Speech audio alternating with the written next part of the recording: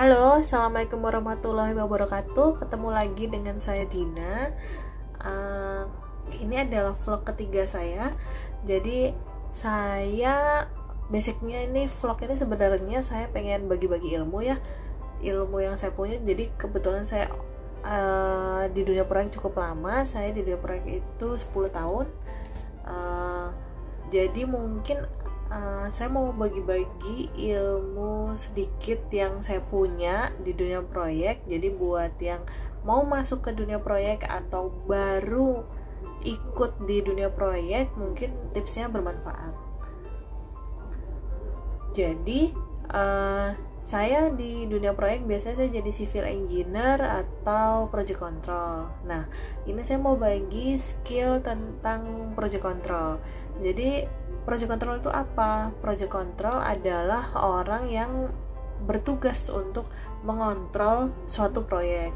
Jadi dia ikut dari awal proyek sampai akhir proyek.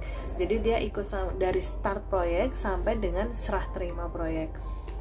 Nah, apa aja sih skill dasar yang kamu butuhkan ketika kamu menjadi project control? Nah, jadi skill yang kamu perlukan ketika kamu menjadi project control, skill pertama yang paling basic adalah, yang pertama banget adalah kamu harus bisa MS Project. Itu adalah program dasar banget yang harus kamu kuasai. Nah, kenapa gitu? Karena MS Project itu common sekali, umum sekali dipakai di banyak sekali proyek. Jadi kita kenal untuk software untuk mengontrol suatu proyek itu kita tahu Primavera, kita tahu MS Project. Nah, Primavera itu adalah tingkat advance-nya untuk project control. Jadi project control secara basic dia sangat membutuhkan skill MS Project. Nah, yang kedua adalah kamu harus punya skill dalam membaca.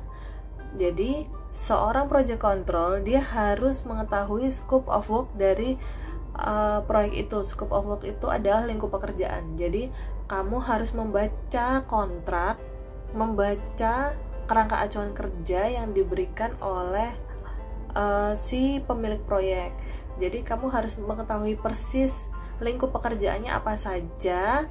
Jadi ketika kamu mengkontrol proyek tersebut, kamu mengetahui batas-batas baterai limit dari proyek tersebut.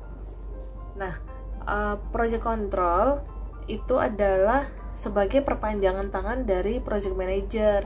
Nah, dengan kamu mengetahui lingkup pekerjaan suatu proyek dengan jelas, maka ketika kamu memberikan report, ketika kamu menganalisa suatu proyek, kamu akan menjadi tepat sasaran, menjadi sesuai dengan koridor proyek akan berjalan sesuai dengan koridornya.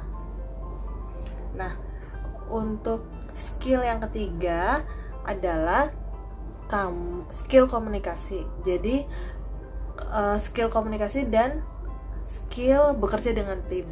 Kenapa kita sebagai project control butuh skill komunikasi dan skill untuk bekerja dengan tim? Karena kamu itu project control adalah perpanjangan tangan dari project manager.